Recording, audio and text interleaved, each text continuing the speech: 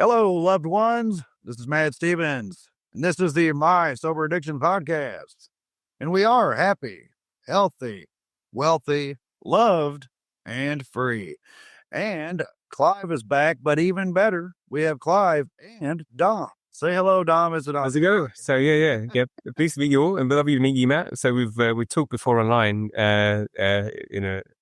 in forums and stuff, but we've never got to meet each other. So it's lovely to meet you. And that's a good chinwag. Is that's a bit of an English saying, bit of chinwag. Wag our chins with each other. So just to explain to the listeners, I've known Dom for many, many years, and we have a lot of discussions together. And Dom is over in the Azores at the moment, so I'm over in the UK. Dom's in the Azores, and yourself, Matt, over in America. So we're covering quite a lot of the planet here, which is nice. Right there in the middle of it too. Right in the middle.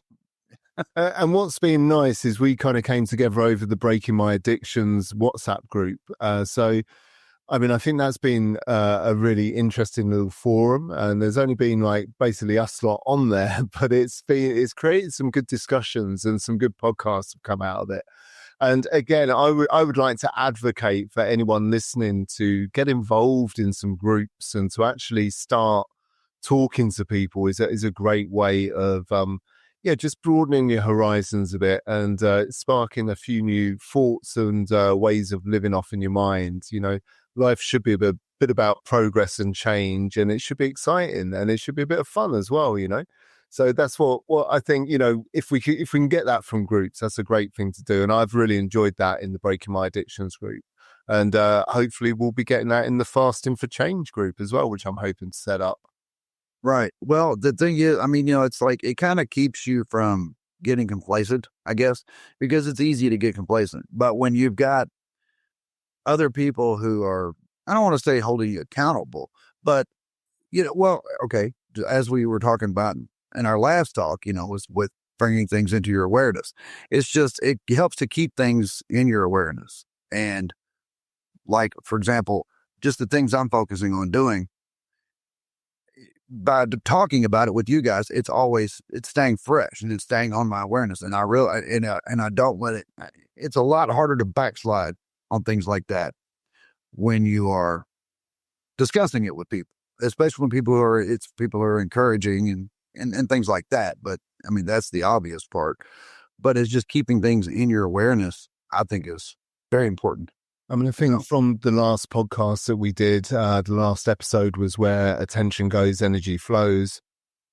And again, like you're saying, if you start to surround yourself with stuff that's inspiring you and people that inspire you, you are much more likely to focus on those things rather than the things that you're unhappy with in your life or the things that you habitually go back to kind of just soothe the passage of time.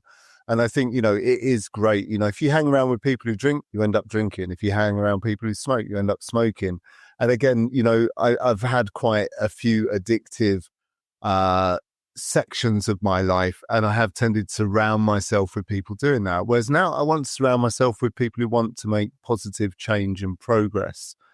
And it's a tricky transition sometimes because we can be very close to all those other people in our lives who are still not doing that. But actually, when we make the break for it and we start to carve our own pathway, it actually opens up the pathway for other people to follow us. And I'm a very big advocate for that you should find people to follow and you should allow people to follow up behind you as well. So, that's something that I think we can all do for each other a little bit. Well, that's one thing that some people get concerned about. And I know that, we're one to talk about fasting here, but that is one thing that people kind of do have concern about is when they do start bettering themselves and things like that. They almost feel like they're leaving the people that were there with.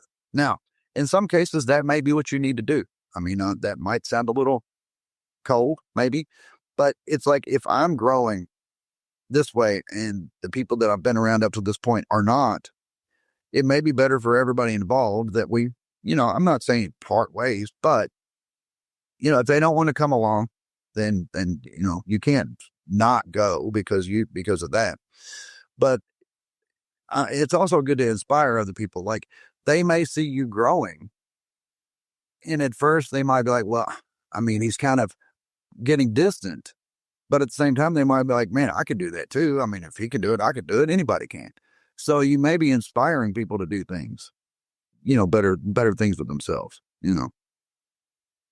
So what one of the ideas behind the fasting that I found is that it's something that anyone could potentially do as long as they're medically reasonably fit. And it's interesting because you talk to most people, and most people have never tried fasting, or a lot of people haven't. Obviously, there's certain religions that tend to fast, and they place it very high on spiritual development and such, and also health. But a lot of, particularly in the UK, I think, if you went out and probably talked to 100 people on the street, probably you might find 5 or 10 of them, maybe at max, had done a fast. I'd imagine in America it's fairly similar. And so I would say that's about accurate. Yeah. And so I did my first fast, I think about 3 years ago, maybe 2 years ago. I did a 3-day fast to kick it off. And I was quite shocked. It had a big impact on me mentally and physically in a very positive way. And I think that was at a similar time you were playing with fasting. Dom, I can't remember whether you encouraged me to do it, actually. So, Dom, I can't remember.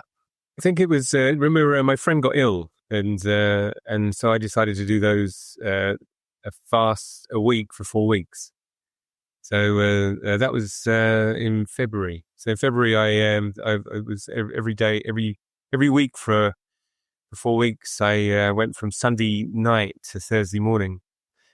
And, the reason I did that is because, when I did some research as to the things that were troubling my friend, the only thing I kept coming up against was, or coming up to, were fasting. Fasting, get rid of sugar. There were some other things that people put in there that, like magic fungi and things like that. But basically, it was just don't eat. And it's almost as if I felt when I was reading about these things that they were, there were things that they were putting in there because in a way that's what we do. We have to put stuff in there. It's amazing in their culture we don't allow us not to do things. Not doing things, not doing this stuff is not okay. And I'm actually starting to see things the other way around now. Instead of, everyone's talking about growth. Everyone talks about abundance. Everyone talks about making their lives bigger. And I'm starting to think the other way around. I mean, it's what I did when I moved here to the little island I moved on. I mean, I just basically threw everything away in my apartment in England. And I did have a bit of a plan to become more abundant with it, which actually worked, and that didn't work out. So it's almost like my whole life became less abundant, as some people might say. But I didn't feel like that at all. I actually felt like I threw away the things that were meaningless. Really, I mean, I have around me the things that are useful for me. I have a laptop for work. I have 2 guitars. One of them is a classical because I play in that style. The other one's an electric guitar that I made years ago, and that miraculously appeared back in my life. And I helped to finish it, which is 40 years after I first built it. It's almost as if my life has just gone down to the things I need, and I feel very happy about that because it's all the other things were a little bit of a drag, man. Right. Yeah. Well, see, I'm very glad Dom joined us here because, like, we all kind of, Clive had presented with me doing a fast, 3-day fast, and it kind of freaked me out at first because I was like, you're talking, I'm like, wait a minute, did I just agree to do this? And I'm like, yeah, you kind of did. I'm like, okay, all right, I can do this. But and then Don was like, hey, I've done the, it's not so bad. I did this every week for 4 weeks, I'm like, okay, cool. So he's kind of like, he's like the guy that he's the guy with me, because, you are too now, Clive, because both of you did it. I didn't make it the 72 hours. I honestly tried, but I made it to right at 36. I mean, like almost on the nose, 36. And I had a really bad headache, which then caused me to be very nauseous. And I had like 2 full days to go. I'm like, well, not exactly, but anyway, I was like, yeah, it's not going to work, but I did make it to 36 hours. So that was impressive to me, at least a little bit. Yeah, I mean, and this is the thing. I know that you are saying that you had like a bit of a negative experience towards the end, or you had a reaction to it. But you were saying that overall the experience Right. was positive for you. And I think that's the thing that if we can talk about that, because that's quite interesting. Right. Well, whenever I got to, I'm going to say, 'cause, I mean, this was last week, but when I got to approximately, we'll say the 22 hour mark or something like that, I was reading. Okay. I read a lot, but I was reading, and what I was reading at that moment was something very deeply spiritual, something, one of those things like it's like, I really want to get this. I really want to understand this fully, but I'm probably going to have to read it a few times through, to really get it. And then I'm probably going to have to ponder over it for a while. One of those things is like that type of thing. Well, as I was reading it, and I hadn't eaten in probably 22-ish hours, somewhere in there, it just jived with me. I mean, I was just read right through it, and it was as if I just got it. And I felt like, and it hit me instantly, because I'm like, wow, that was easy to grasp. And I thought about it, I'm like, I just feel clear. I don't know if that's a good word, but that was just how I felt clear, as if there was nothing fogging me, foggy. There was no, just like I was clear, and I was processing information, and it was getting into my soul better, faster. And it was pretty cool. I noticed it. I mean, it was something that I instantly noticed. I was like, wow, usually that would have been something very complicated to read, and I would have probably had to read back to it. You know what I mean? But I was like, I mean, and I'm like, and I'm not even 24 hours in at this point. Of course, I went to bed that night, got up the next morning, and well, that didn't go very well. But I can't say it was for nothing, because I definitely saw where I just felt clear. That's the only word I can use. I hope it makes sense. And how did you feel with your attention towards wanting food? I mean, were you continually thinking about food? Were you thinking about, getting a nice juicy burger at the end of it, or? No, not really. I mean, there was a few times where the hunger, I got really hungry, and, stomach growling, things like that. But I guess it's where I had already kind of just prepared myself mentally. It's like, look, you're not going to eat. That's just what it is.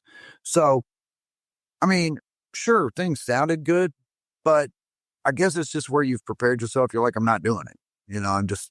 That's just not an option. So I guess that maybe that way you don't dwell on it too much. Now, however, had I gone much longer, because like I say, I only made it to 36 hours. Had I gotten to that 48-hour mark, I mean, that could have been a whole other thing.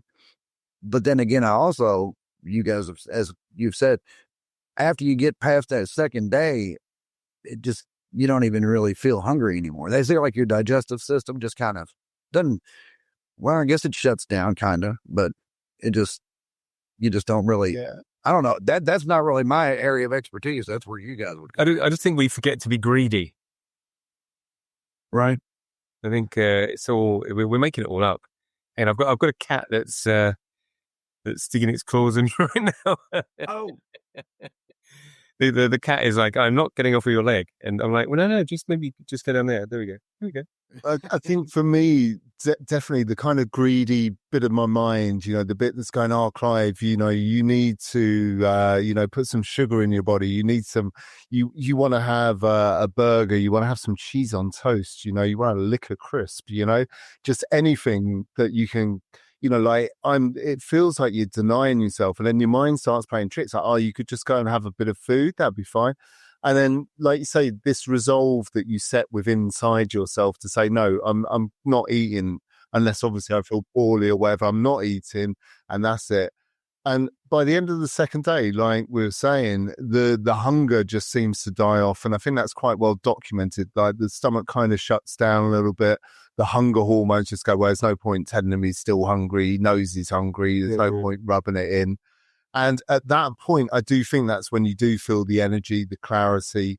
And that also, as I think your guys down the gym were telling you, that's a bit where you get the kind of mental transformation. Now, I'm not giving up food for, not particularly doing it for health reasons or for losing weight. For myself, it was about control. It's about interrupting patterns. It's about creating a moment of change and seeing things differently. So that for me, but everyone's reasons for doing this can be different. And that's why I think it's a very beautiful thing to do.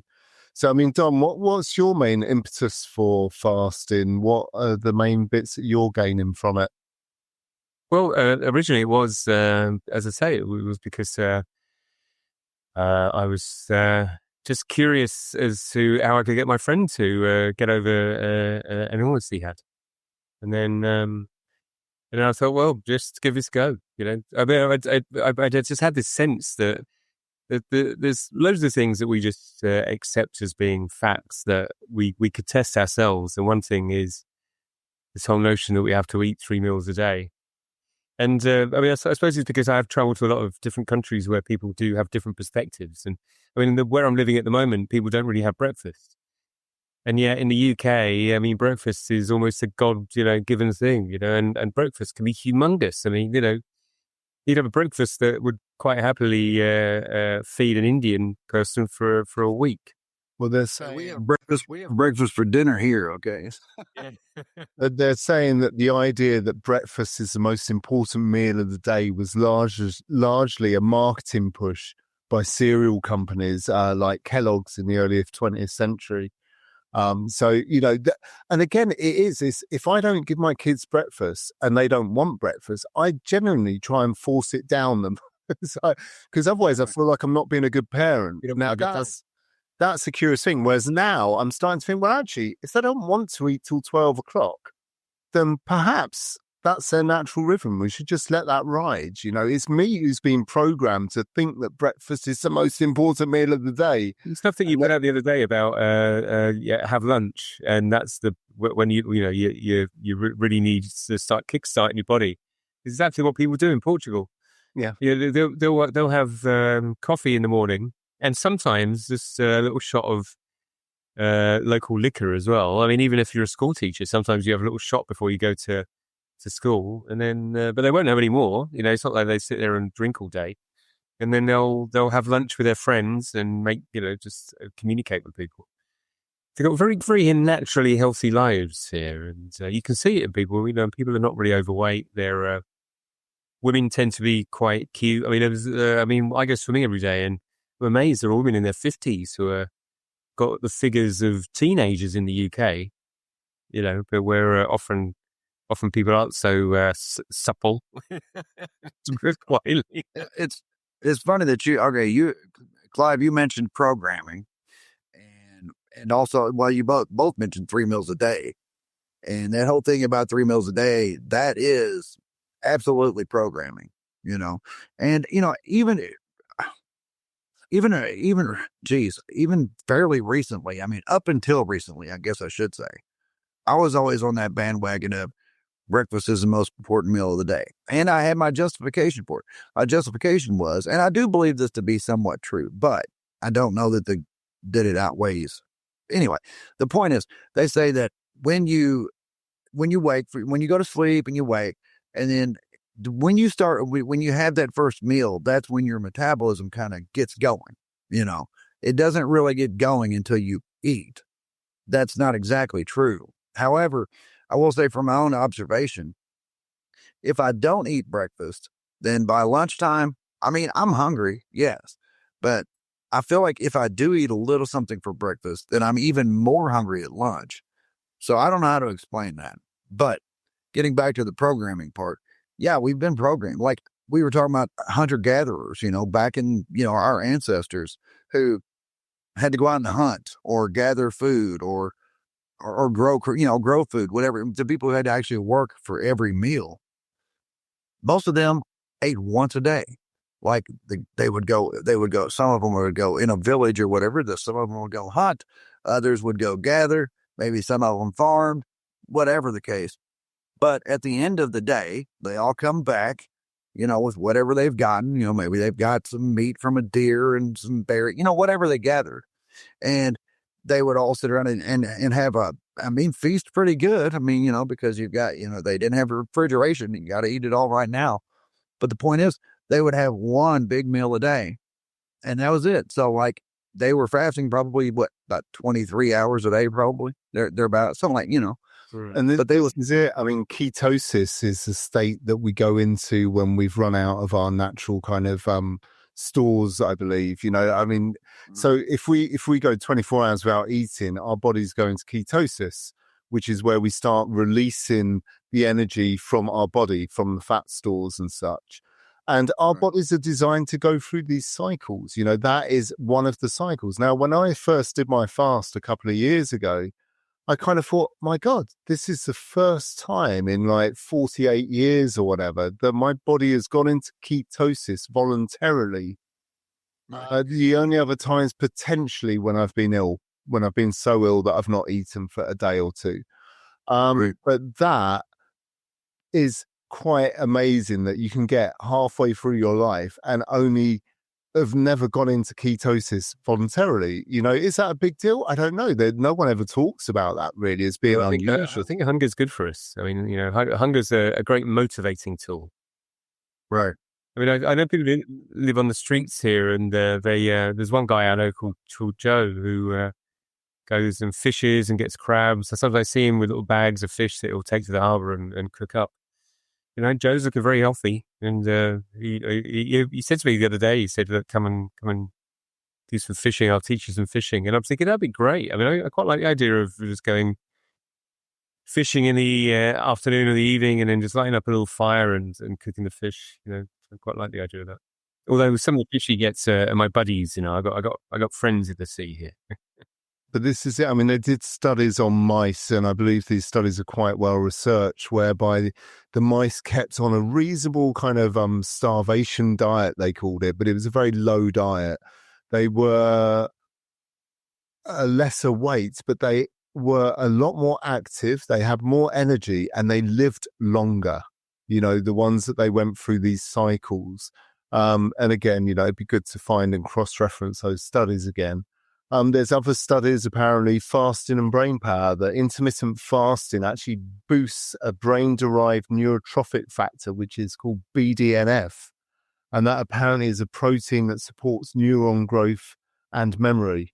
So, potentially there's, more evidence there that, fasting can actually create very positive changes in our body.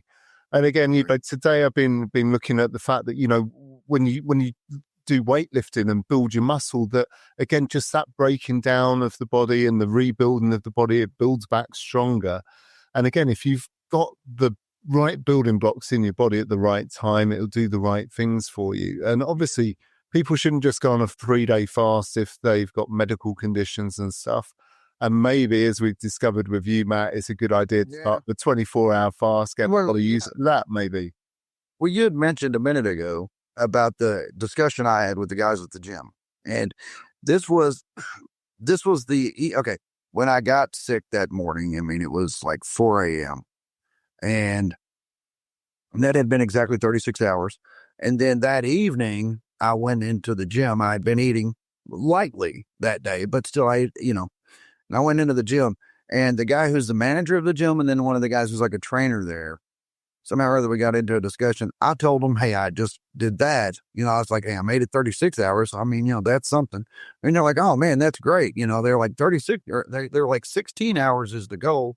And I'm like, I mean, it may be the goal for dietary reasons, but if you're really trying to, like you say, go into ketosis, or if you're trying to get it to where your body will start cycling through, like deformed cells in your body, they may be what is that called? Yeah, called autophagy, when you digest the faulty cells in your body, and there's some decent evidence that does happen.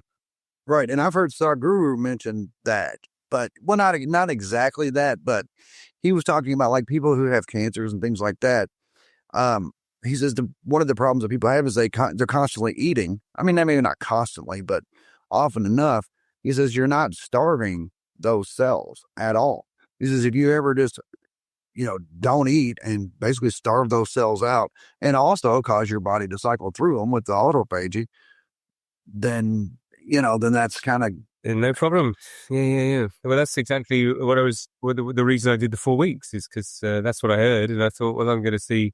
I didn't want to say to my friend, do this because right. I didn't want to cause him any harm. Right. Then again, And that's it. I mean, the other benefits I've got listed here, stuff like energy through abstinence. When you fast, it shifts the body to burn ketones instead of glucose, and that can provide a sustained energy source because sugars take us on this kind of roller coaster of insulin crashing it back down again. And if you're managing to release energy from your fat stores, one, it's making you trimmer, healthier. It's using that part of your body that we don't normally cycle into, and it's a more steady form of energy potentially. Plus, your digestive system is not burning energy. You're getting the energy, but you're not having to. Your digestive system's not having to work for it. I guess it's already It's already again giving your gut a break. My gut's been working continuously as a food tube for like 48 years. And, to give it just a 2-day break where it just goes, okay, we just shut the factory down for a little while and just let's see what you can do with that, Or even when we're not giving it a break, put stuff in there that is useful for it as well, which is why, every single meal that I've had since I did the fast last week, I've had something with probiotic in it, like kefir or yogurt. Because that's useful. You put something in your body that actually digests the shit, really. Right. Yeah. Well, again, there is some belief that fasting does give you a gut reset, but what you put back into it. And as I was saying to Dom and yourself, Matt, towards the middle of the second day, I'm thinking of a burger and cheese on toast. But actually on the third day, I'm thinking, maybe some sourdough bread and some, hummus and some olives and some Mediterranean salad. And it's weird. It's like you wouldn't dream of breaking the fast after 3 days by shoving a cream donut in your face. I don't think. On the second day, I would. Give me that donut, But on the third day, something shifts. And that's the magical bit, I think, for me. And again, that's my personal experience, but I think other people do experience that, especially if you prime yourself to want to experience that. Well, that's one of the things I remember about you guys, because I was dying after 36 hours, but it was really cool watching you two in the chat or in our group chat that we have. That when you were getting close to the 72 hours and you were starting to think of the things that you wanted to eat, but you didn't sound like a crazy person who's like going to go out and just gorge themselves, right? You were thinking, it was very thoughtful. You were like, yeah, I want some, like Dom, you're like, I want to get some tuna and some yogurt, and I'm like, what else? Like pesto, I think you said, right? Which is exactly what I did get. Yeah. Right. You were talking about how these things you wanted to get, but it wasn't the big cream donut or the double cheese, the bacon double cheeseburger or anything like that. I did get through a kilo of tuna though. Right. I broke my fast with some pineapple chunks and then some sourdough bread with a little bit of butter. It was delicious, actually. Nice. Right. Yeah. And that's being, it's like, I'm not going to screw up a whole good thing that I just did. I just reset my whole everything here, and I'm going to, even though I am going to break the fast, I'm going to, go easy on it and do healthy stuff. And I think that's a great way to decide to begin eating healthy, because as I've said before, it does bring it into your awareness too. Now you're thinking, geez, I just flushed out all that garbage, that pipeline of garbage I've gotten that just constantly in a constant flow. Now I've interrupted that. So what am I now that I'm going to start it back up, you now have the opportunity to start it up with all good. And like you said, Dom, you've been eating very clean ever since,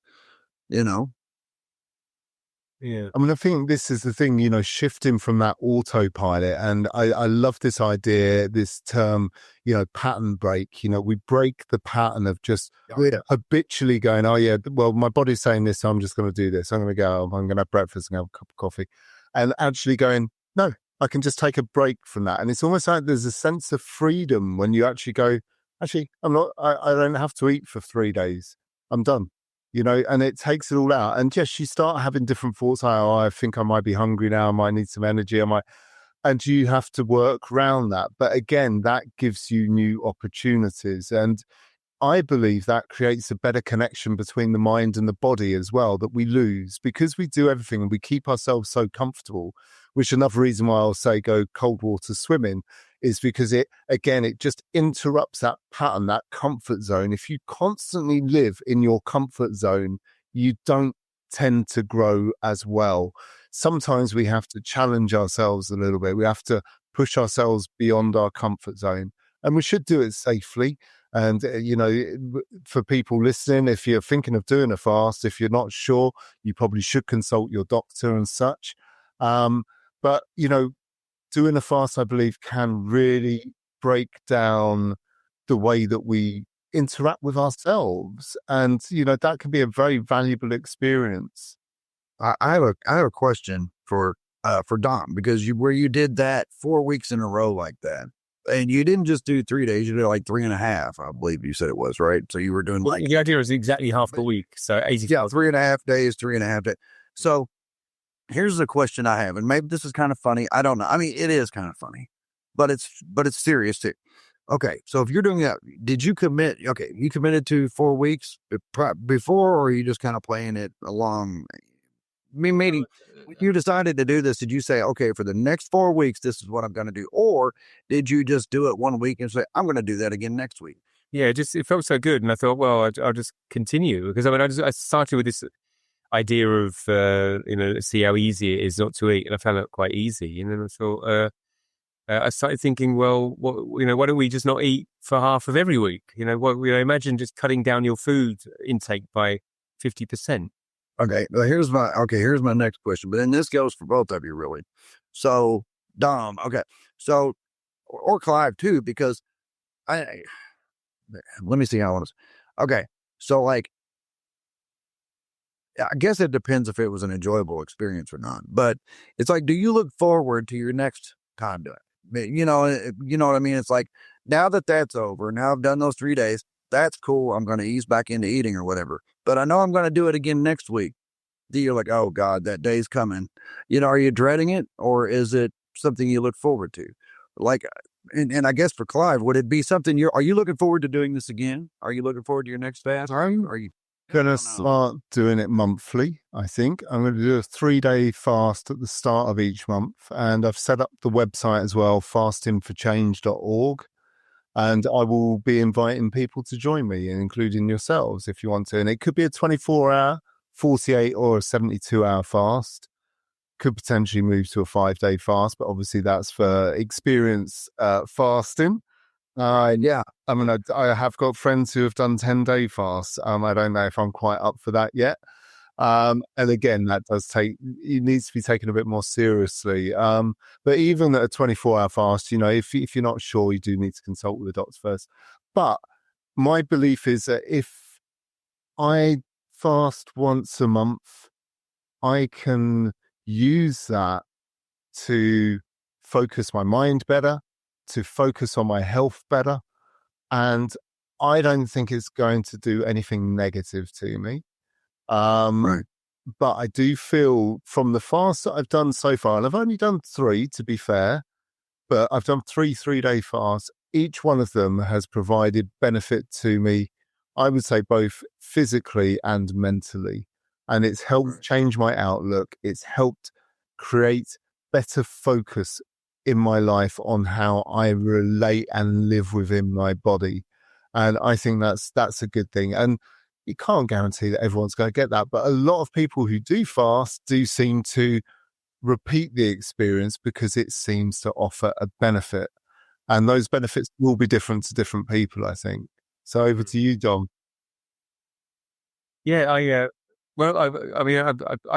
almost threw myself into doing them every week again, and I actually stopped myself. And the reason is because I think I'm a bit obsessive compulsive, and I just get into things, whether it's drinking booze or whether it's traveling or whether it's whatever. I just get stuck in and go for it. And I thought, well, no, balance things out. I've been talking a lot recently about the middle way, about having some balance. So I thought, instead of doing that, what I'll do in these few days is just eat less. Have a few, and then at the weekend, I'll get some more tuna in on tomorrow or Friday, And over the weekend, I'm going to chow down on sushi and go a bit wild. Yesterday, I had a cup of coffee and a cigar. But I hadn't smoked before that for sort of 10 days or something. So I'm allowing myself to do little things and being okay about it, but being aware about those things, the cause and effect. So, I'll smoke a cigar and say that's fine, but I won't do it again for a while because I don't think it's something I want to be doing every night. So I'm just trying to inject that into myself. I'm trying to inject a little bit more of the middle way, which I think is important. I feel like me, like I'm like, if in doing another fast, I don't want to say I would be nervous about it, but maybe I won't overcommit like I did last time. But like, as far as like, say, if we say, okay, next week we're going to do this, I don't think that I would go into it like thinking, oh God, here we go again. That's kind of, that's what I was wondering, because some people, if they do, I've got a feeling that there are people out there who probably would think that if you do this on a schedule or some, on a regular basis, they're like, when that day is coming, you got to be thinking, man, like, do I need to carb load? Do I need to just cram carbs like crazy for the last 24 hours before I fast? It's like, yeah, but that's going into it with the wrong mindset. I mean, if you feel like you got to do that before you fast, it's like. Can I make a suggestion, actually? Because I think I did see that you were putting a date on the fast on the site that you had. And the suggestion I have is actually say the last week of the month. So people can choose in that week to do whatever they wish, whether it's one day in that week or whether it's 3 days. I mean, because for me, I like going from Sunday night through to Thursday morning because, I think just why not? It's a nice routine. The first 3 days of the week, those days when people tend to be doing less and stuff like that, and then towards the weekend when I might have friends to meet or stuff like that, or I'll lure people in with some tuna. That's basically the thing I'm doing. I'm gonna lure pretty women in with sushi. I think this is the problem. The timing is tricky, especially if you work. Doing a 3-day fast while you're working is not necessarily the best idea. I mean, there is definitely potential on the second and third day that you may have moments of clarity, but you may also have moments where you feel quite weak and maybe need to be taking things quite easy. And again, so being flexible on that, maybe I'm going to try a 3-day fast, but I might just stop at day 2 if I'm not feeling up to doing my work and such, And it's giving people leeway. So just don't feel pressured. Yeah. But again, potentially, the start date is a suggestion. People should pick and choose when they do it. And again, as this hopefully grows, we're going to try and create a bit of a movement out of this. So that's what I'd like to do. Yeah. Where I'll make sure people can use it for, consolidating and sparking and inspiring change within their lives. So like we say, like myself and Dom, we come back, we're eating healthier, we're a little bit more focused, and we're starting to appreciate that kind of balance in life a bit more. And hopefully we can spread that around to people around us. And, you can't change it. I spent the whole of my life really trying to change the rest of the world. And you've got to change your own world and the way you see the world a lot of the time first. And that's when you do actually start to make changes that ripple out around you. So, this is a program, this is an idea that, because everyone can afford to fast, it's not like it's, out of reach. People can afford to fast. It's not an expensive thing to do. You don't need any special equipment. You just need to stop eating. So, it'll probably save you money, really. I mean, unless you're one of those that's gonna gorge yourself on a big, a big and double cheeseburger. I've got smoked salmon in my fridge now. I've got some. All right, so maybe it can cost you money in the long run because you start actually valuing the food that you eat a bit more rather than taking it for granted. Actually, I mean, I don't really, because I've been just paid for some work that I did. So I thought, I've just got some really nice food. I mean, smoked salmon is actually very expensive here. There's one thing we don't have on the island is, I'm not sure if you got them in America, but there are 2 German supermarkets that normally do just amazing food at a very, very low rate. And Lidl's and Aldi, and we haven't got one on the island, so things like smoked salmon are quite pricey.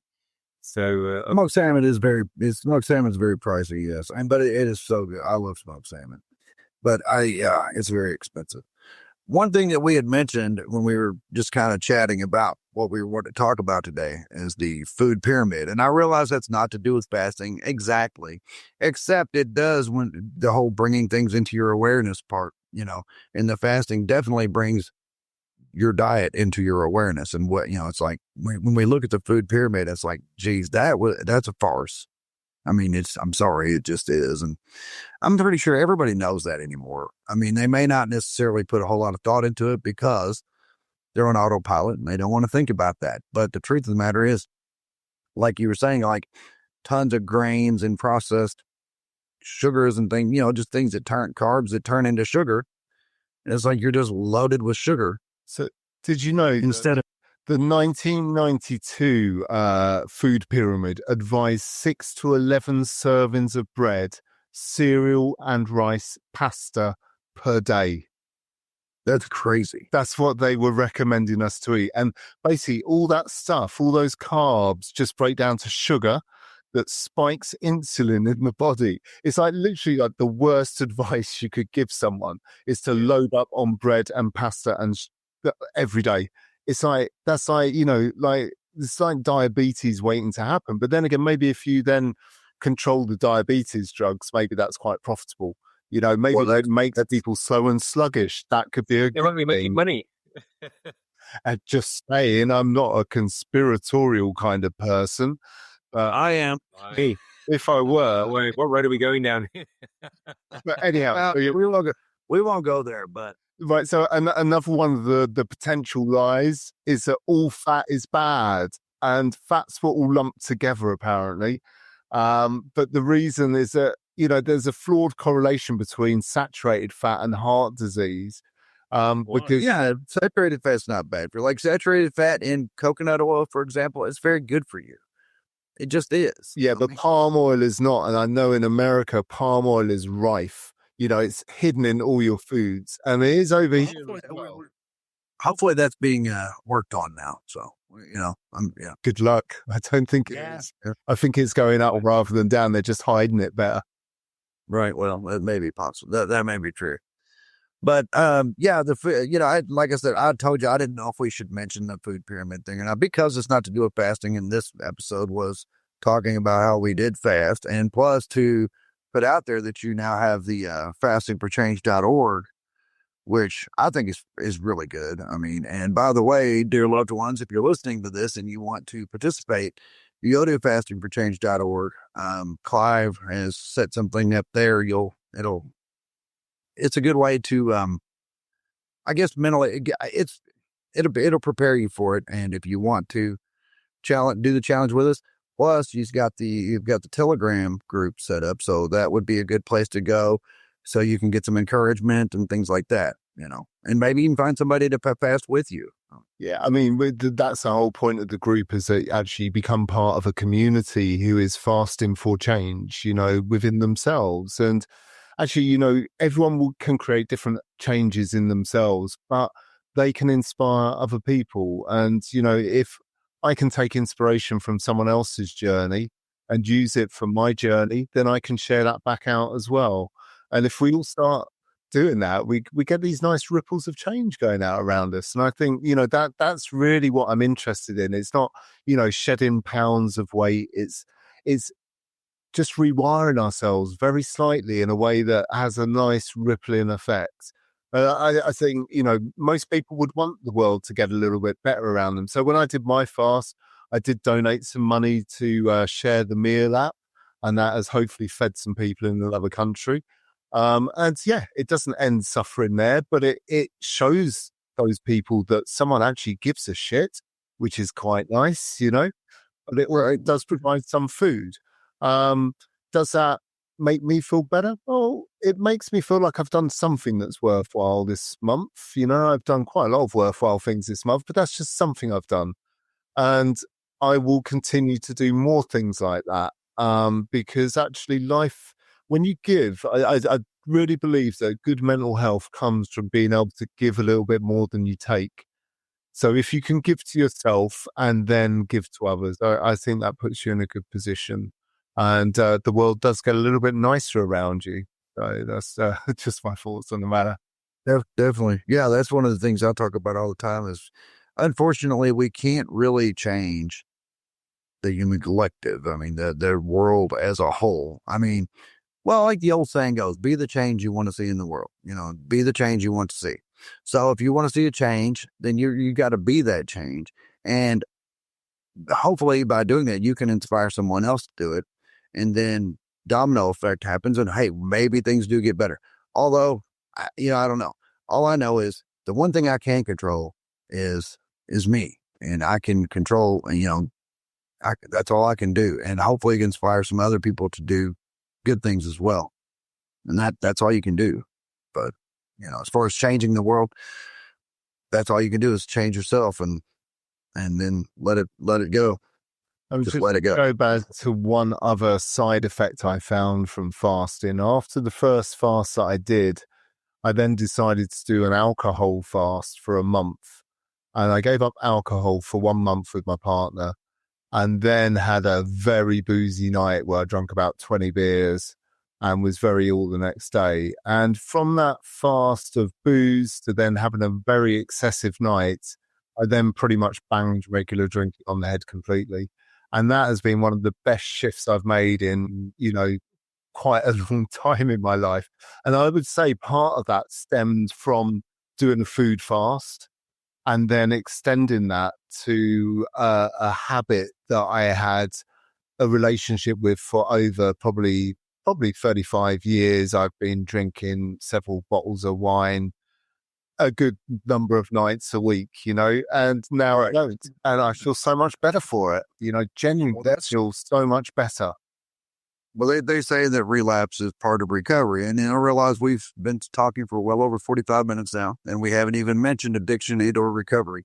But that, we don't have to do that, But what you just said is very important with that. Like they say, relapse is part of recovery. And some people might think that sounds like a cop-out, like an excuse to relapse or whatever. Yes, I'm really going to have my relapse next Thursday, I think. But the reason why relapse is part of recovery, because it's like when you do quit like drinking for 30 days, at the end of which, it's like you start thinking, well, I mean, a couple of beers wouldn't be bad. I could do that. That wouldn't be a problem. Whatever. But then you do, and then you end up feeling like shit. And that's like, damn, that's why I don't like drinking, because I'm tired of feeling like shit all the time. And that relapse kind of reminded you. It's like the ex-girlfriend or whatever. It's like, people break up, and then like after so much time, they might think, well, I kind of miss that person or whatever. It's like, yeah, well, you need to remember how that ended, because it didn't end well, and it wouldn't end well again either. So, but that's just an example I've used in the podcast several times. But yeah, that's what they mean when they say relapse is part of recovery. Really? Sometimes you do need a reminder, Purpose is handy as well, isn't it? I mean, actually having something to do things for. I mean, most people get into escapism because they're actually trying to escape from something. And right. Often those things don't go away. So the thing that we're going to come up against at some point is those things we're trying to escape from. So it's useful to actually have somewhere that we want to go. I think otherwise, why bother? I mean, just as I say. I live on an island with a hell of a lot of people who are living on the streets now because they're being deported from America and Canada. And I get to know these people, and I know that they come from difficult places. Some of the stories that I get that I'm told by them, I'm not going to question them for wanting to hang out. And this is a luxurious island for sleeping on the streets because it never freezes, it never really gets that cold. Right. In winter it can be a bit grim, but it's not London. Right. So they're living a hobo life of luxury here. And I think, some of the stories they tell me, I think, they deserve it. They deserve to live somewhere that's luxurious and they can get their crack every day. You know, Right. unless we can give them somewhere to go. Really, I mean, that's the thing is that we often tell people that they shouldn't be where they are, but I mean, are we giving them anywhere they can go? Going back to the fasting from that, though, we're going a little bit off a tangent there, a little bit off of the... It wasn't get off its head. There was something about maybe we should be encouraging people to... We encourage the homeless people not to eat. I think that, like you say, they've naturally come to that. So maybe... But just the other thought that I had about the fasting is that, by choosing to do something like fasting, you are kind of making a pledge that you want to do something different that might change your life. So you are kind of almost pledging that there is a bit of you saying, I would like some change. I would like to experience something different.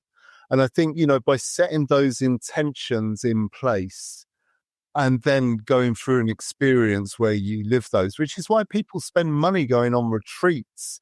And, they can spend several £1,000s going on a 3-day retreat or whatever. Whereas actually you create your own retreat. Now, if you do that by yourself, that could be quite powerful. But again, if you can be involved in a community of people doing that, you can help others, you could be helped yourself, and suddenly that creates something else going on. So there's many different levels to benefits that can be found doing something different. Like I joined a cold water swimming club and I got to meet some very lovely people doing that and got up at sunrise and challenged my body in new ways. And those kind of things make life memorable and interesting. And, we can go, they say that as you get older, time actually speeds up because you're not doing anything new and novel in your life. So therefore the years kind of blend. Whereas if you do something new and novel every month, you will have done 12 amazing things by the end of the year. So maybe kick it off with a 24-hour fast. And maybe from that experience, go and try some other stuff. And it could be giving up a bad habit. It could be giving up an addiction. It could be saying that you want to change your life in some positive way, shape or form. You might want to change your job. You might want to move home. You might want to, there's so many things, but you've got to actually want to see what you want in some respects. And taking time out from habit is great meditative space to do that. And I do think that, by fasting, it can give you that breathing space and a community to actually look at things differently, which is why I came up with Fasting for Change, because I think it is very powerful. So that's my sales pitch right there. Yes, so that works. At some point this month, we're not going to eat for between a number of whatever 1 and 3 days, I guess. And if anyone wants to join us, and to find the link in the show notes, and I'll go for 48, but I'm going to have to time it a little better this time.